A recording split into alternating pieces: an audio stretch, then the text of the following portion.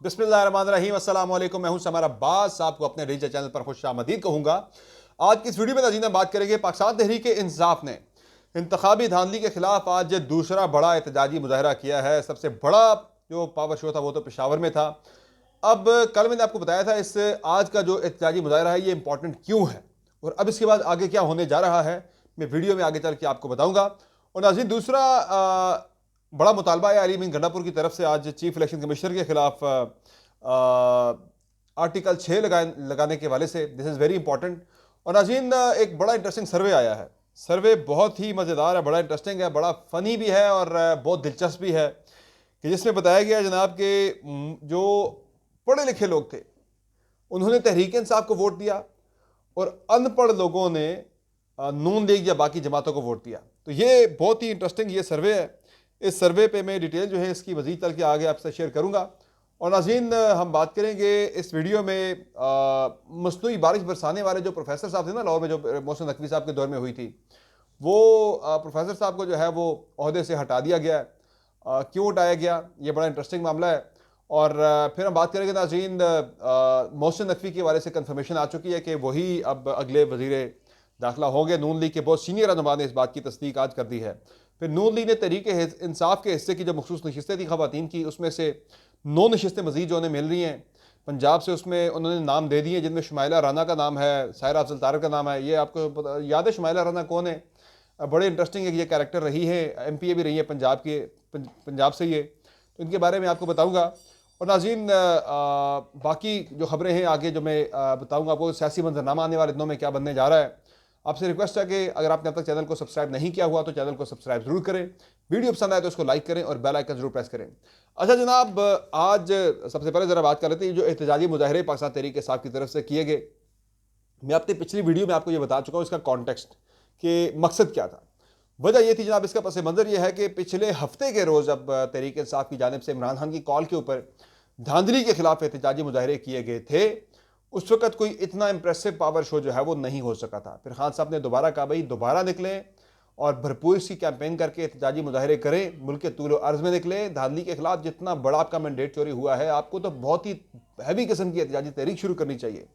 आप लोग खामोश होकर बैठ क्यों गए? तो उस पर जनाब फिर प्लान हुआ आज का प्रोटेस्ट। तो पूरे मुल्क में आज तहरीक इंसाफ के लोगों ने एहतजाजी मुजाहरे किए। पिंडी में, लाहौर में, आज़ाद कश्मीर के तूल अर्ज़ में भी आज एहतजाजी मुजाहरे हुए और पंजाब के दीगर शहरों के अंदर भी हुए। गिरफ्तारियाँ हुई। इसमें अहम चीज़ यह है कि आज फिर गिरफ्तारियाँ हुई और मरीम नवाज़ ने जो कहा था कि ये इंतशार की सियासत और ये एहतजाजी मुजाहरों के हवाले से ज़ीरो टॉलरेंस होगी, तो उन्होंने बता दिया भाई कि जो मैं आपको पहले भी मैंने आपको यह खबर ऑलरेडी दी हुई है कि एहतजाजी मुजाहरों के हवाले से बड़ी ही सख्त किस्म की पॉलिसी है कि भाई किसी किस्म के कोई भी एहतजाजी मुजाहरे, एहतजाजी तहरीक, ये चीज़ें जो है वो इस हुकूमत में, इस सेटअप के अंदर किसी सूरत भी बर्दाश्त नहीं की जाएगी। पॉलिसी इस पर बिल्कुल क्लियर है। तो वो आज आपने देख भी लिया कि पूरी कोशिशें की गई, पूरा जोर लगाया गया। पंजाब में जो निकले तहरीक इंसाफ के पुरअमन एहतजाज करने के लिए, जो तहरीक इंसाफ के लीडरान और कारकुनान, उन्हें गिरफ्तार किया गया। आज फिर से सलमान अकरम राजा जैसा बंदा गिरफ्तार हो रहा है, लतीफ़ खोसा को हिरासत में लिया गया, हाफिज़ फ़रहत अब्बास को हिरासत में लिया गया, बाकी महमूद रशीद के बेटे और उनके नवासे को मियां महमूद रशीद के बेटे और जावेद हाशमी के दामाद और नवासे को हिरासत में लिया गया। तो बड़ी गिरफ्तारियाँ आज पूरे पंजाब से हुई हैं और मकसद यही है कि तहरीक इंसाफ को पैगाम देना कि भाई आपको किसी किस्म की बड़ी एहतजाजी तहरीक नहीं चलाने दी जाएगी। पुरअमन एहतजाज अगर नहीं करने दिया जा रहा तो बड़ी एहतजाजी तहरीक कैसे चलाने दी जाएगी। तो खान साहब ने जो आज का एहतजाज रखा था वो उसको रखने का वाहिद मकसद ये था। KP में जो प्रोटेस्ट हुआ, जो जलसा था, वो बहुत ही इंप्रेसिव था, बड़ा इंपॉर्टेंट था ये। और उसमें आज जो टोन थी by the way Ali mean Gandapur की, मुझे उतनी हार्श नज़र नहीं आई कि जिस तरह की टोन, सख्त टोन एक एहतजाजी जलसे के अंदर होती है। ये जलसा था लेकिन ये एहतजाजी जलसा था, तो टोन ज़रा रिकन्सिलिएटरी मुझे नज़र आई अली मीन गंडापुर की। हालांकि कल वो ये मुतालबा कर रहे थे कि मुल्क में दोबारा से इंतखाबात करवाए जाए, मैं CM हो के ये मुतालबा कर रहा हूँ, तो आज ज़रा टोन ज़रा डिफरेंट थी। तो आज वो आसिफ अली जरदारी को प्रेसिडेंट भी मान रहे हैं, सारा कुछ मान रहे हैं। अच्छा, अब खान साहब को जो टारगेट था, मुझे लगता है कि PTI fail a bit short of that. शायद एक और एहतजाजी मुजाहरे की कॉल इसके बाद दी जाए, अगर वो बहुत ही कोई ओवरवेलमिंगली, अगर बहुत ही कोई इंप्रेसिव पावर शो हो। यानी आज का अच्छा था, तमाम तर रियासती जबर के बावजूद, सख्तियों के बावजूद, क्रैकडाउन के बावजूद, गिरफ्तारियों के बावजूद। अच्छा, वह हैरान कुन बात है, कल पीपल्स पार्टी के लोग जब निकल रहे थे आसिफ अली जरदारी की जीत की खुशी का जश्न मनाने के लिए, वो तो सब निकले, कर रैलियाँ निकली हैं उस वक्त दफ़ा 144 कहीं पे भी नहीं थी। आज जब पीटीआई का एहतजाज था तो दफ़ा 144 फिर याद आ गई इंतज़ामिया को, इंतज़ामिया मुतहर्रिक हो गई। तो केपी में तगड़ा पावर शो था, जहाँ से पैगाम भी दिया अली बिन गंडापुर ने जनाब के, उन्होंने कहा जी कि साइफर पर जुडिशल कमीशन बनना चाहिए हर सूरत में, और फॉर्म 45 के मामले पर भी सुप्रीम कोर्ट ऑफ पाकिस्तान को जुडिशल कमीशन तश्कील देना चाहिए। उन्होंने कहा जी बार बार मुल्क में आइन तोड़ा जा रहा है और चीफ इलेक्शन कमिश्नर जो हैं वो मुल्क में बार बार आइन को तोड़ रहे हैं, और आइन को बार बार तोड़ने वालों पर आर्टिकल 6 लगना चाहिए। अच्छा, अब ये जो मैं बात कर रहा था कि ये जो एहतजाजी मुजाहरे हैं, एक की मैं बता रहा हूँ कि दोबारा एहतजाजी मुजाहरा क्यों बुलाया जाएगा, वो इसलिए एक की और कॉल दी जा सकती है कि उसमें जनाब सबसे इंपॉर्टेंट मामला ये है कि उस एहतजाजी मुजाहरे में पाकिस्तान तहरीक इंसाफ जो है वो एक बड़ा पावर शो करने की प्लानिंग करेगी कि जिस तरह मैंने बताया था आपको कि इलेक्शन के इमरान खान साहब को इक़्तिदार से निकाले जाने के फ़ौरन बाद एक बड़ा एहतजाजी मुजाहरा पूरे मुल्क पे लोग बगैर किसी कॉल के निकल आए थे। तो खान साहब वाज एक्सपेक्टिंग कि उस नौयत का बहुत ही एक्स्ट्राऑर्डिनरी किस्म का पावर शो जो है वो किया जाए। तो वो जो है वो अनफॉर्चुनेटली मैं कहूँगा कि अच्छा था, लेकिन उस लेवल का नहीं था कि जिसको आप जिसकी बेसिस पे तहरीक इंसाफ या इमरान खान एक फ़ैसला ले सकें कि भाई मैंने आगे बड़ी एहतजाजी तहरीक शुरू करनी है। तो उन्होंने देख लिया है कि रियासत का जबर जो है वो बढ़ता जा रहा है, अब एक कॉल शायद और दी जाए, उसके बाद फिर मामला जो हैं वो शायद रिकन्सिलिएशन की तरफ से जाएँ। आमिर डोगर साहब ने भी आज मेरे प्रोग्राम में कहा, उन्होंने कहा जी हम अपनी तरफ से जोर लगाएंगे, अगर ना हुआ मामला तो फिर हम मुल्क को कौम की बेहतरी की खातिर जो है मुल्क के मुफाद में हम शायद आगे रिकन्सिलिएशन की तरफ चले जाएँ। लेकिन रिकन्सिलिएशन में हमारी वायद जो हमारी डिमांड है वो हमारे सियासी कैदियों की रिहाई है, और फॉर्म 45 के ऊपर जो है हमारी जो डिमांड है वो रिकाउंटिंग की पूरी होनी चाहिए। तो अभी तो तरीके साफ स्ट्रीट पावर के साथ साथ अगले हफ्ते चूँकि सुप्रीम कोर्ट ऑफ पाकिस्तान में भी जारी है, कल या परसों शायद पटिशन जो है वो सुप्रीम कोर्ट ऑफ पाकिस्तान में आ जाएगी, जिसमें फॉर्म 45 के वाले से जुडिशल कमीशन की तश्कील के लिए जो है वो मुतालबा किया जाएगा, उसकी तहकीकात का मुतालबा किया जाएगा, और मखसूस नशिस्तें पाकिस्तान तहरीक इंसाफ के हिस्से की जो बाकी जमातों में बांटी गई है माल गनीमत समझ कर, वो वापस लेने के वाले से भी तहरीक इंसाफ कोशिश करेगी। मुझे लगता है कि जो मामला है मखसूस नशिस्तों का, इस पर शायद जो है सुप्रीम कोर्ट ऑफ पाकिस्तान से पाकिस्तान तहरीक इंसाफ को इंसाफ मिल जाए। चूँकि मैंने आपको पहले भी बताया कि सुप्रीम कोर्ट ऑफ पाकिस्तान से अदालतों से जो फैसले आते हैं वो अदालती नज़ीर की बुनियाद पर फैसले दिए जाते हैं, आइन और कानून के साथ साथ अदालती नज़ीर यहाँ पे मौजूद है। इलेक्शन कमीशन ऑफ पाकिस्तान जो है वो 2018 में ताख़ीर से आने के बावजूद पाकिस्तान तहरीक इंसाफ की मखसूस नशिस्तों पर पंजाब में नशिस्तों को जो फहरिस्त थी उससे एंटरटेन कर चुका है, और केपी में मखसूस नशिस्तें जो है वो बाप पार्टी के 3 के ऊपर जो है उन्हें एक मखसूस नशिस्त मिली थी। हालांकि बाप पार्टी केपी में इंडिपेंडेंट लोग जो है बाद में बाप पार्टी में शामिल हुए थे, बाकी कंटेस्टिंग पार्टी नहीं थी केपी की, लेकिन मखसूस नशिस्तें मिली थी। तो इस प्रेसिडेंट की बुनियाद पर मुझे लगता है कि तहरीक इंसाफ को ये नशिस्तें मिल जाएंगी। अल्दो नून लीग ने आज 9 सीटों पे नोटिफिकेशन जारी अपने आज उन्होंने मजीद नाम इलेक्शन कमीशन को एक रिवाइज लिस्ट जो है वो भिजवा दी है, जिसमें सायरा अफजल तारड़ का नाम जो है वो टॉप ऑफ द लिस्ट है। इस लिस्ट में एक नाम और बड़ा इंटरेस्टिंग मुझे नज़र आया, शुमाइला राना साहिबा का। ये नाम मैंने कहा यार सुना सुना लग रहा है, फिर मैंने खोल के पढ़ा इनके बारे में। एक वो क्रेडिट कार्ड वाला स्कैंडल एक आया था, आपको याद है 2009-10 में, उसमें भी शुमाइला राना साहिबा का ये मामला आया था सामने। और फिर एक इम्तिहानी पर्चे के वाले से भी एक मामला आया था, एक तनाज़ा बना था, एक कंट्रोवर्सी बनी थी, उसमें भी शुमाइला राना साहिबा का नाम आया था।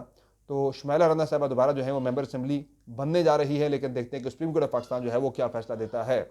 अच्छा, सुप्रीम कोर्ट में जो है ये मामला जाएगा, पार्लियामेंट में तहरीक, पार्लियामेंट में शोर शराबा, हंगामा आराई, एहतजाज पुरअमन तरीके से, यानी कि मियाँ नवाज शरीफ को मियाँ शहबाज शरीफ को स्पीच ना करने देना, और इसके अलावा जो है वो सड़कों पे अपनी मूवमेंट को जारी रखना। तो 3 वे से मैं कहूँगा कि 3 प्रॉन्ग स्ट्रेटजी पाकिस्तान तहरीक इंसाफ की वो जारी रहेगी, लेकिन बड़ी एहतजाजी तहरीक के वाले से जो है मामला मुझे फ़िलहाल आगे बढ़ते हुए नजर नहीं आ रही, जब तक एक तगड़ा इंप्रेसिव पावर शो जो है वो देखने को नहीं मिलता पाकिस्तान तहरीक इंसाफ की जानिब से, तब तक खान साहब जो है वो एहतजाजी तहरीक का फैसला नहीं करेंगे। आल्दो मौलाना फजल रहमान भी तहरीक इंसाफ का साथ छोड़ के, मैंने पहले कहा था मौलाना फजल रहमान ज़्यादा सा पीटीआई के साथ नहीं टिकेंगे, वो ना वो टिकने के वो तहम्मुल हो सकते हैं, ज़रा सा फ़ायदा मिला मौलाना साहब स्लिप हो जाएंगे। इस हफ्ते बाय द वे एक और इंपॉर्टेंट मामला होना है, जिस पर मैं पहले इशारा दे चुका हूँ, एक इम्कान का इजहार मैं कर चुका हूँ। मुझे लग रहा है कि शायद जो वारदात डालने का एक इरादा, आपको पता है कि इतना ब्रेजनली पीटीआई के साथ वारदातें डल रही है फॉर्म 45 पे, किस तरह से आपने देखा है कि कटा हुआ है सारा कुछ ना, बाजे हाथ से कटिंग करके वोट तब्दील किए गए हैं, उसके बावजूद ज़ाहिर इस तरह से इतना गंद करके जो जिताया गया है पीटीआई को हरा के, बाकियों को, पीटीआई के मुखालफिन को। तो ये भी हो सकता है कि तहरीक इंसाफ को अहम तरीन आइनी ओहदा जो है लीडर ऑफ द अपोजिशन का वो भी ना दिया जाए। तो इस पर स्पीकर की स्वबदीद है, दो प्रैक्टिस उसमें ये होती है कि जो मेजॉरिटी में नंबर होता है अपोजिशन में बैठे अरकान का, मेजॉरिटी में अरकान साइन करके जिस मेंबर के हवाले से वो दे दें भाई ये हमारा अपोजिशन लीडर है, तो उसी को स्पीकर जो है वो बनाने का पाबंद होता है। तो देखते हैं इस पर क्या होता है, लेकिन शायद तहरीक इंसाफ को ये ना देने की कोशिशें भी की जाए, कोई इस तरह का जो है वो कोई गुंजाइश निकालने की कोशिश की जाएगी स्पीकर की जानिब से कि तरीके से आपको महरूम किया जाए लीडर ऑफ द अपोजिशन के ओहदे से। तो देखते हैं इस पर क्या होता है। तो इस हफ्ते इसका फैसला भी हो जाना है, कल परसों तक। फिर जनाब गैलप का एक बड़ा इंटरेस्टिंग सर्वे सामने आया है। वेरी इंटरेस्टिंग सर्वे, वेरी वेरी वेरी इंटरेस्टिंग सर्वे, बड़ा बड़ा मज़ेदार है। इसे पढ़ के बड़ा मैंने एंजॉय भी किया। बड़ी डिटेल, बड़ी यानी कि एग्जिट पोल है ये जो कि गैलप ने किया है। इसमें यह बताया जी कि पाकिस्तान तहरीक इंसाफ के जो वोटर हैं वो अक्सरियत में पढ़े लिखे, और नून लीग और बाकी जमातों के जो वोटर हैं वो अक्सरियत में अनपढ़ हैं। तो ये जो गैलप का एग्जिट पोल आया है उसके मुताबिक इस वक्त के हुक्मरान इत्तेहाद में शामिल दो बड़ी जमातें नून लीग और पीपल्स पार्टी नाखानदा और मिडिल पास वोटर्स में मकबूल हैं, जबकि पाकिस्तान तहरीक इंसाफ जो है वो पढ़े लिखे वोटर्स में ज़्यादा मकबूल है। सर्वे रिपोर्ट के मुताबिक पाकिस्तान तहरीक इंसाफ के 41% वोटर्स में 18 से 24 साल के हाई स्कूल या उससे ज़्यादा तालीम याफ्ता नौजवान शामिल हैं, जबकि नून लीग को इस तबके के 21% अफराद ने वोट दिया है। Very interesting. फिर एग्जिट पोल के मुताबिक बैचलर्स और मास्टर्स डिग्री रखने वाले 35% लोग पीटीआई के वोटर्स हैं, जबकि नून लीग को 15%, जबकि पीपल्स पार्टी को 10% इस पढ़े लिखे तबके के लोगों ने वोट दिया है। रिपोर्ट के मुताबिक नाखानदा अफराद में नून लीग और पीपल्स पार्टी का वोट बैंक ज्यादा है। 29% ने नून लीग और 23% ने पीपल्स पार्टी को वोट दिया, जबकि पीटीआई 21% नाखानदा अफराद का वोट हासिल कर सकी है। तो अच्छा, आगे एग्जिट पोल के मुताबिक मिडिल पास 31% वोटर्स नून लीग के साथ हैं, 26% ने पाकिस्तान तहरीक इंसाफ और 15% ने पीपल्स पार्टी को वोट दिया है। रिपोर्ट के मुताबिक पीटीआई पसमानदा और मराहत याफ्ता, नून लीग मुतवसत आमदनी वाले तबके से में मकबूल है। एग्जिट पोल के मुताबिक 10,000 आमदनी वाले 28% वोटर्स, बाकी आगे आमदनी वाला मामला आ गया है। तो लेकिन जो इंटरेस्टिंग चीज़ मेरे लिए ये थी कि जो पाकिस्तान तहरीक इंसाफ का वोटर है, जो पढ़ा लिखा तबका पाकिस्तान के अंदर, जो पढ़े लिखे लोग हैं जी शोर, वो पाकिस्तान तहरीक इंसाफ पे एतमाद का इजहार कर रहे हैं। जो नाखानदा है, जो बिल्कुल ही अनपढ़ हैं, उनमें जो है वो नून लीग और ज़्यादा पॉपुलर है उनमें, और पीटीआई वहाँ पे गैर मकबूल है। तो ये एक बड़ा ही इंटरेस्टिंग जो हमें समझता हूँ कि गैलप ने ये सर्वे जो है वो सामने लाया है। तो इससे आपको नज़र आ जाता है जनाब के लोगों की सोच क्या है, पढ़े लिखे लोगों की, पाकिस्तान में जी शोर लोगों की सोच क्या है।